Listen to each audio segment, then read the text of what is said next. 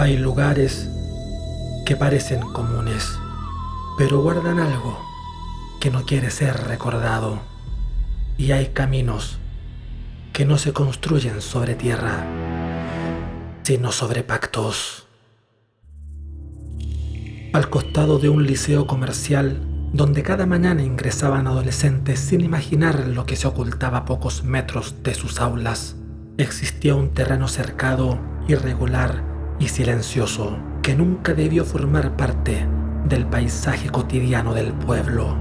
No superaba los 200 metros cuadrados y funcionaba como bodega de materiales para una empresa contratista dedicada a intervenir caminos rurales, levantando la tierra antigua para cubrirla con pavimento nuevo, como si al sellar el suelo también pudiera sepultarse lo que había debajo. Durante el día, el lugar parecía inofensivo: maquinaria pesada, sacos de cemento, fierros oxidados y una betonera siempre manchada de polvo gris. Pero al caer la noche, cuando el liceo quedaba vacío y el viento recorría los cercos metálicos, la bodega adquiría una presencia distinta, como si el terreno recordara algo que nadie más quería recordar.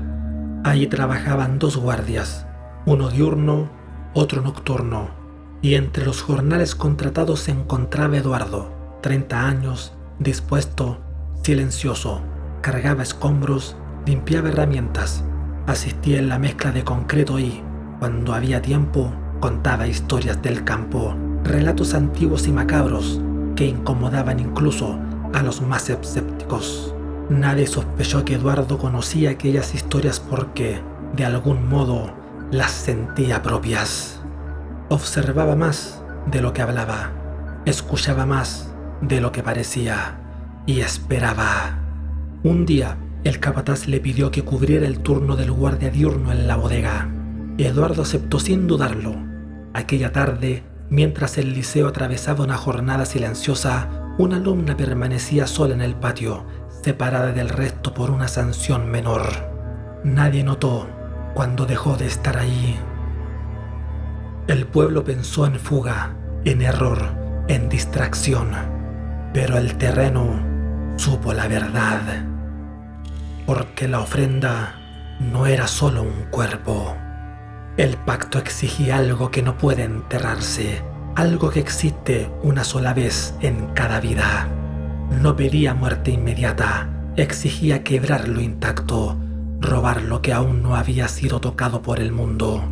La tierra recibiría lo que quedara, pero antes la ofrenda debía ser despojada en un nivel que ningún tribunal humano podría nombrar.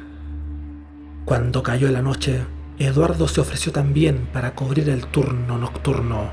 Dijo que el guardia habitual merecía descansar con su familia. La petición fue aceptada sin reparos. Cuando el último vehículo abandonó el lugar y la oscuridad se cerró sobre la bodega, Eduardo comenzó a preparar aquello que llevaba tiempo planificando.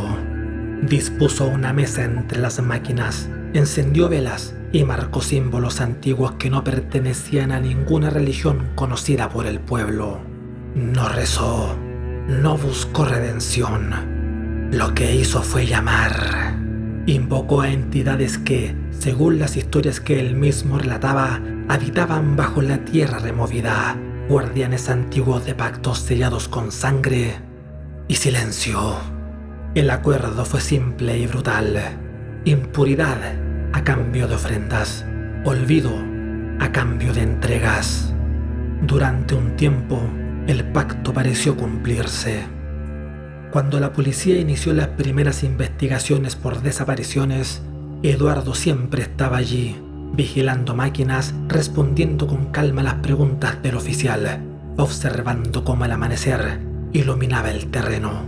Detrás de él, la betonera giraba sin descanso, mezclando concreto fresco mientras sellaba, capa por capa, aquello que no debía volver a salir a la superficie.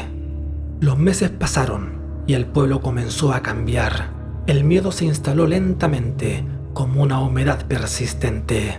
Algunos vecinos notaron que los caminos nuevos presentaban anomalías extrañas, como si algo bajo el asfalto presionara desde abajo, intentando recordar que seguía allí. El pacto, sin embargo, no era infinito. Una noche, Eduardo cometió un error.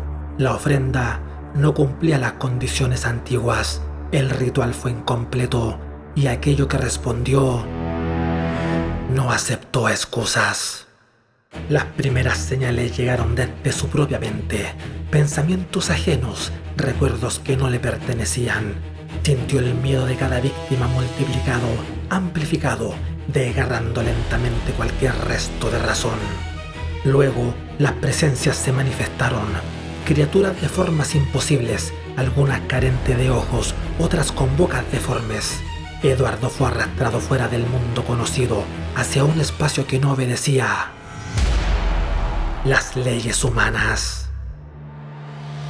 La sala era blanca, excesivamente blanca, desbordada de luz, y en el centro, una camilla, alrededor, bandejas con instrumentos antiguos, opacos, corroídos por el tiempo, como si aquel lugar fuera una parodia cruel de un hospital. Todo huele a abandono y a intención.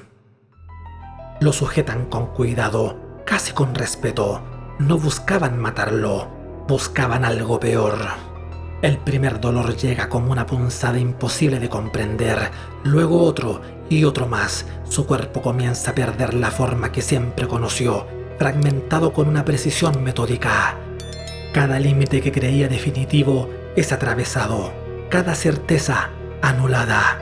Cuando su conciencia amenaza con apagarse, el fuego lo devuelve al presente. Lo mantienen ahí, despierto, prisionero dentro de sí mismo. No hay grito que sirvan, no hay desmayo que lo salve. Cuando todo termina, cuando su cuerpo ya no debía sostener vida alguna, lo llaman por su nombre y Eduardo abre los ojos. Ha sido reducido a un vestigio de lo que fue, obligado a contemplar el resultado de aquel ritual.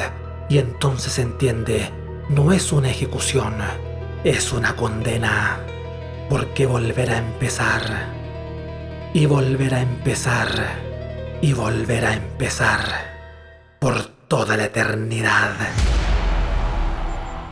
Cuando todo terminó, lo dejaron con vida, preso de sí mismo, incapaz de huir, incluso de su propia mente.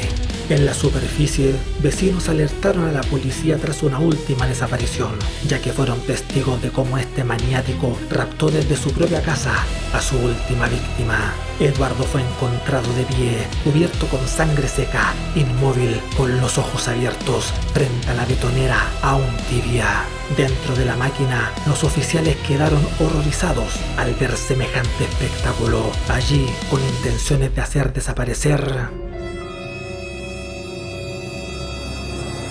se hallaban los restos de todas sus víctimas.